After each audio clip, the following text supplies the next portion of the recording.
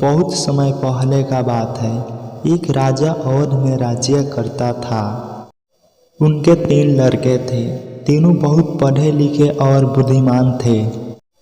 एक दिन राजा ने अपने तीनों राजकुमारों को परीक्षा लेने के लिए बुलाया। वह जानना चाहता था किसी दोषी को सजा देने के मामले में उन तीनों का क्या विचार है। राजा ने कहा, अगर मैं अपने जीवन का रक्षा करने के लिए किसी को सौंप दूं, अगर वो विश्वासघाती निकल जाए तो उसे क्या सजा देना चाहिए? सबसे बड़ के लड़के ने कहा, ऐसा आदमी का गर्दन फौरन धड़ से अलग कर देना चाहिए। दूसरे लड़के ने कहा, मेरा तो यही विचार है। ऐसा आदमी को मृत्युदंड ही मिलना चाहिए। उसके साथ किसी तरह का दया भाव नहीं करना चाहिए। वह तीसरा लड़का सोच रहा था। महाराज, यह सच है। यह बात साफ साफ और पूरी तरह से साबित हो जाना चाहिए कि वह सचमुच वह दोषी है। यदि तुम्हारे विचार से ऐसा ना किया जाए तो निर्दोष भी आदमी मारा जा सकता है। राजा ने पूछा, मैं आपको एक कहानी सुनाना चाहता हूँ। एक देश में एक राजा था। उसके पास एक तोता था। उस तोते का नाम हिमसुक था। वह महल के चारों ओर आज़ादी से घूमता था। हिमसुक बहुत तेज था। वह कई भाषाओं में बात कर लेता था। अक्सर राजा भी उनसे राय लिया करते थे। हिमसुक पिंजरे में नहीं रहा करता था। वह अपने इच्छा के अनुसार आज़ादी से घूमता रहता था। एक दिन सवेरे होते होते ही हिमसुक अपने महल से जंगल की ओर निकल गया। वहाँ संयोग से उसका पिता से भेंट हो गया। तुमसे मिलकर मैं कितना खुश हूँ। उसका पिता ने कहा, तुम्हारी माँ को बहुत खुशी होगी तुमसे मिलकर। क्या तुम 2-3 दिन के लिए घर नहीं आ सकते?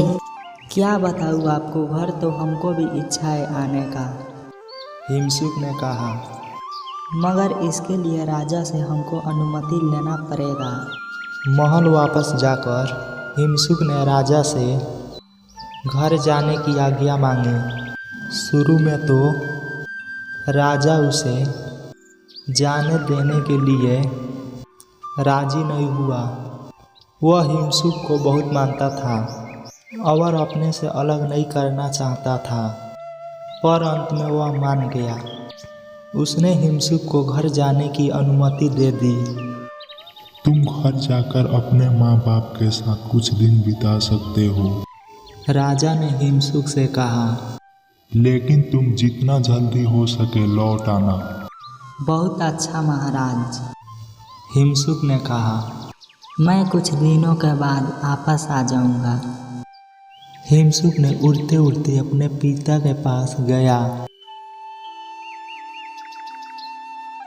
वे दोनों एक साथ उड़ते उड़ते घर के ओर रवाना हुए।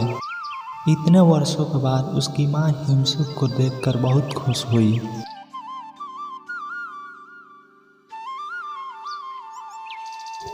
एक पखवाड़े तक हिमसुक रहकर अपने माँ बाप से कहा, यह दिन मेरे प्रियजनों के साथ बहुत खुशी खुशी बीता है, मगर मुझे जाना होगा। राजा मेरा रास्ता देख रहे होंगे।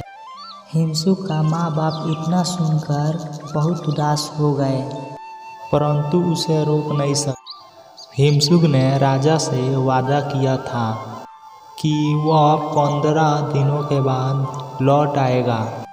हम राजा के लिए कोई उपहार भिजवाना चाहते हैं। हिमसुक के पिता ने कहा, लेकिन समझ में नहीं आता कि कौन चीज़ भिजवाए। हिमसुक के माता और पिता दोनों ही इस बात पर विचार करने लगे। राजा को देने लायक उपहार क्या हो सकता है?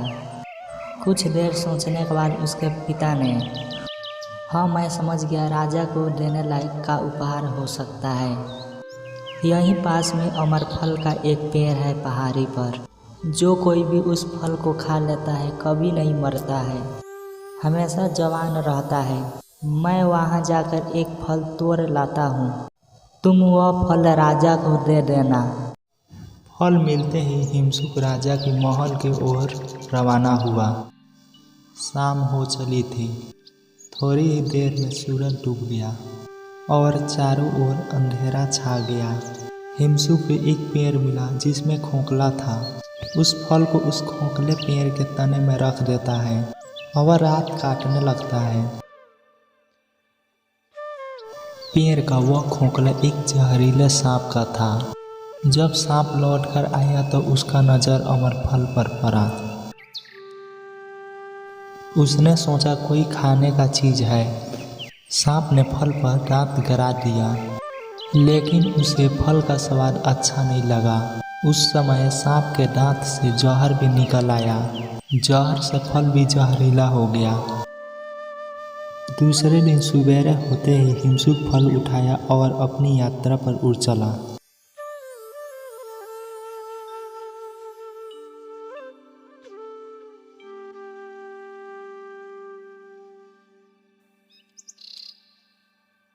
राजमहल पहुंचकर उसने राजा से मुलाकात की और अपने माँ बाप की ओर से अमरफल भेंट किया।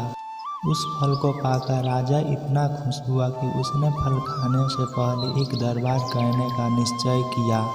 दरबार में उसके मंत्री और राजपरिवार के सभी सदस्य आए थे। राजा ने सबके सामने फल उठाए, पर जैसे ही फल खाने के लिए तैयार हुआ कि मुख्यमंत्री ने टोक दिया। महाराज जरा ठहरिए। मुख्यमंत्री ने कहा, बुद्धिमानी का बात यह होगा, फल खाने से पहले किसी जानवर को खिला दिया जाए। यदि जानवर को कुछ नहीं हुआ तो आप फल खा सकते हैं। सुझाव तो तुम्हारा बहुत अच्छा है। राजा ने कहा। उसने फल काटा, एक छोटा सा टुकड़ा एक कौवे के पास फेंक दिया। कौवे ने फल खाया और खाते ही मर गया। महाराज, मंत्री ने कहा, आज आप बाल बाल बच गए। फल तो जहरीला है, यह अमर फल नहीं मृत्यु फल है। यह बात सच हो सकता है कि आपको हिमसुक फल खिलाकर मारना चाहता था। राजा गुस्सा के मारे आग बबूला हो गया। उसने हिमसुक को पकड़ा और बिना सोचे समझे उसका गर्दन उड़ा दिया। राजा ने अपने सिपाहियों का हुक्म दिया कि यह जहरीला फल है, इसको ले जाकर गांव के बाहर इसको दफना दिया जाए। फल को जमीन में दफना दिया गया।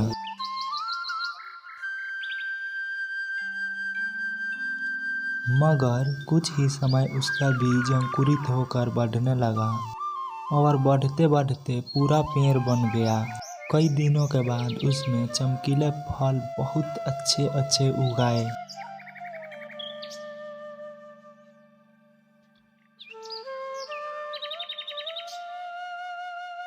जब राजा ने उस पेड़ के बारे में सुना तो कहा, वह फल जहरीला है, वह मौत का फल है। राजा ने हुक्म दिया कि उस पेड़ के चारों ओर एक बाड़ बना दिया जाए और हर समय पेड़ की रखवाली की जाए ताकि कोई भी उन जहरीले फल को ना खा सके।